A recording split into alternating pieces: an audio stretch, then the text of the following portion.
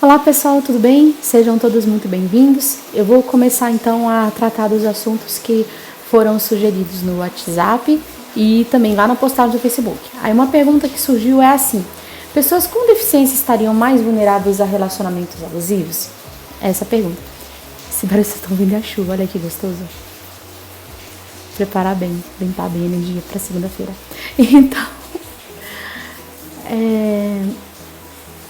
quando a gente pensa em relacionamentos abusivos, a gente sabe que não estão restritos a casais, que eles podem acontecer no relacionamento intrafamiliar, profissional e entre amigos mesmo.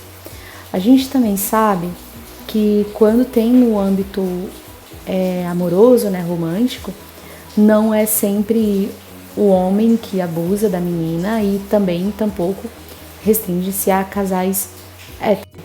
A gente vai fechar um pouco o leque, senão a gente vai ter muita coisa para trabalhar e não vai dar conta, tá?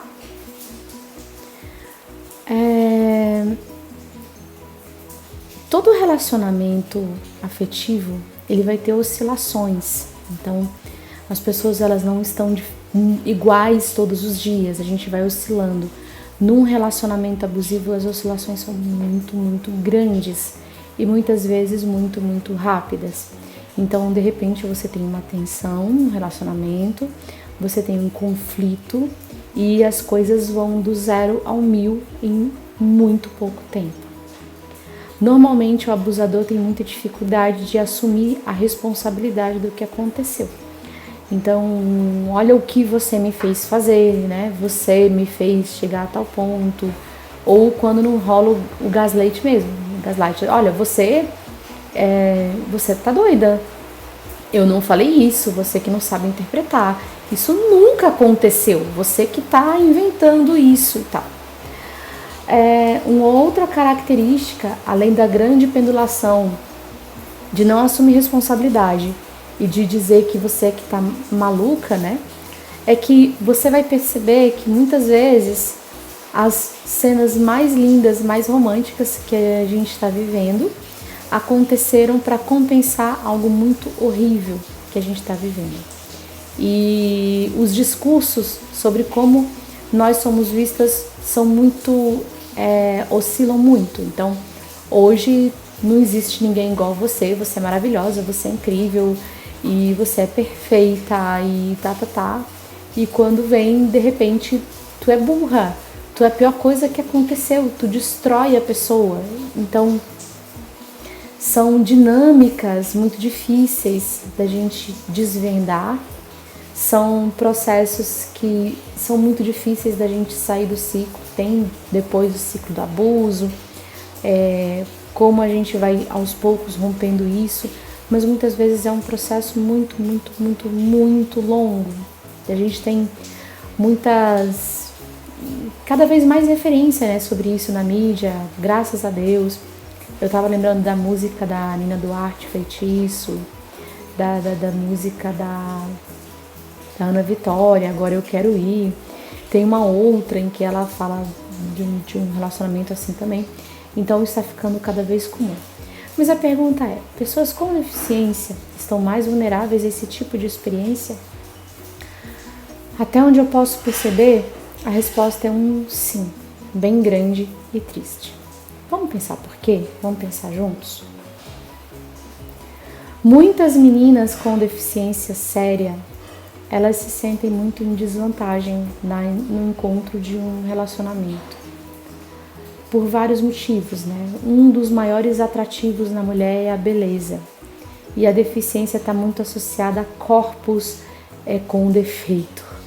Então, se meninas que de repente têm um nariz diferente ou um peso diferente do dito padrão se sentem em desvantagem, imagine uma menina com deficiência. A gente também tem a superproteção familiar, então isso reduz as possibilidades, por exemplo, dela estar sozinha e conseguir estar com alguém do sexo oposto, enfim, com alguém romanticamente, não necessariamente do sexo oposto. Uma outra questão que acontece como é que eu vou explicar isso, gente do céu?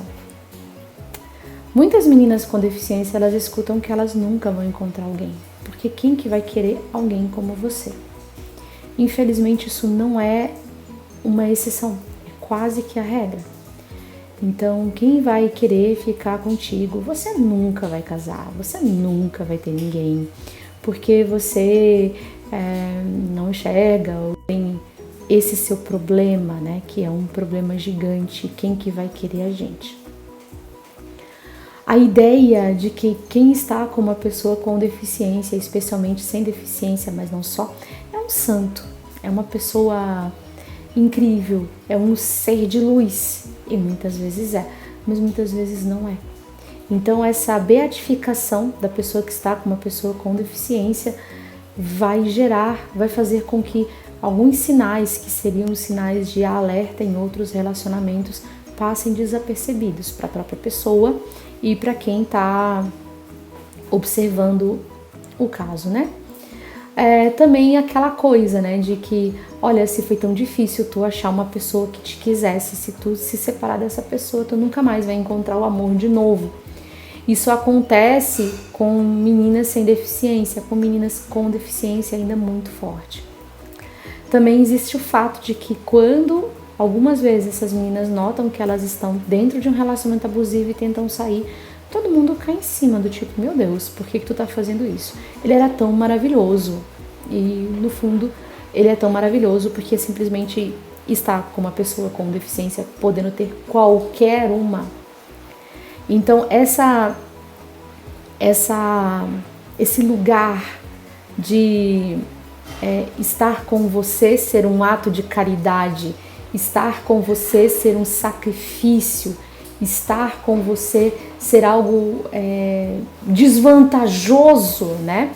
Faz com que a menina provavelmente diminua a noção do próprio valor e demore mais para reconhecer padrões abusivos que uma menina que de repente não tenha deficiência, e demore mais para perceber que ela pode sim dar limites. Então a gente vai gerar uma assimetria muito grande na relação.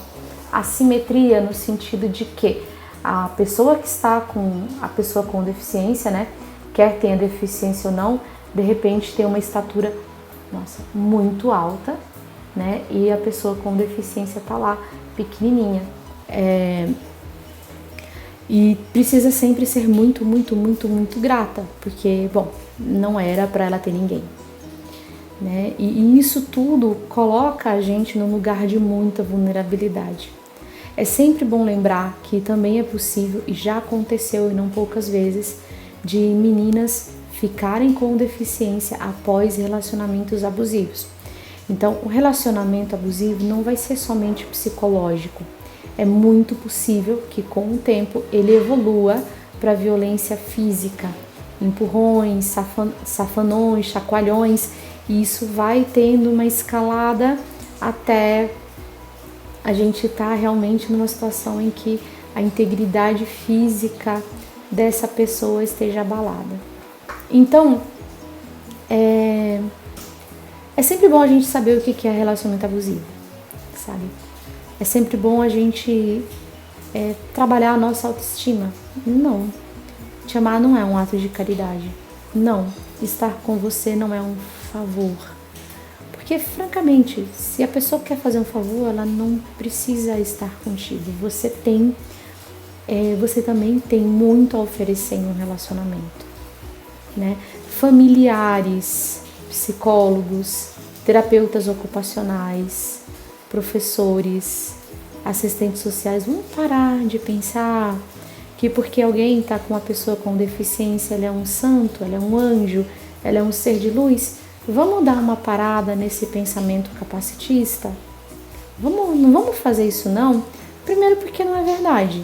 Se ele está com uma pessoa assim, com certeza existe aí uma complementariedade que pode ser inclusive muito boa. Muitas vezes, dentro da relação, a pessoa com deficiência ela entra com um aporte emocional muito grande, né? E é sempre bom pensar que, graças ao capacitismo, a gente imagina, a gente deduz uma limitação para uma pessoa que tem uma deficiência importante baseada no que a gente acha, não no que necessariamente acontece. Então eu acho que é uma realidade triste e vale a pena a gente encará-la dessa forma. Uma pessoa tá com um PCD, observa, pensa que são duas pessoas, dois seres humanos, acima de quaisquer rótulos de qualquer coisa. E vamos observar. Nada de super proteger a pessoa, olha, tu nunca vai poder ficar com ninguém. Gente, a gente nunca sabe. Né? Vamos parar de fazer profecias de solidão para as pessoas. A vida já tem sua cota de solidão, a gente não precisa ficar jogando energia de solidão para os indivíduos, né? E assim, oportunidades. Outra questão também que gera dificuldade para a pessoa com deficiência perceber alguns sinais é o baixo convívio social, né? O isolamento social. Então, em muitos casos, a pessoa com deficiência ela tem um convívio social muito restrito. Ela vai numa sala de recursos, de repente na igreja, vai para casa, às vezes é para casa do avô, da avó, e muitas vezes é só isso. Então, ela acaba tendo uma ingenuidade muito grande. Não estou dizendo que é sempre, tá? Mas quando isso acontece, essa pessoa ela fica muito vulnerável. Ela tem mais dificuldade de perceber uma lorota, uma mentira, né? Tem essa crença de que nós somos anjos de luz, de que a gente é puro, mas tanta pureza, além de nos afastar da experiência humana, que é uma coisa que ninguém quer, nos coloca em um patamar de vulnerabilidade além daquele que a própria deficiência nos obriga a estar. Então era isso, espero ter ventilado um pouco o assunto. Vamos continuar conversando nos comentários. Eu estou à disposição nos comentários, estou à disposição no WhatsApp. Vamos falar cada vez mais desses temas para que a gente possa espalhar por aí informação e ter menos tabus na experiência com a deficiência. Abração, gente!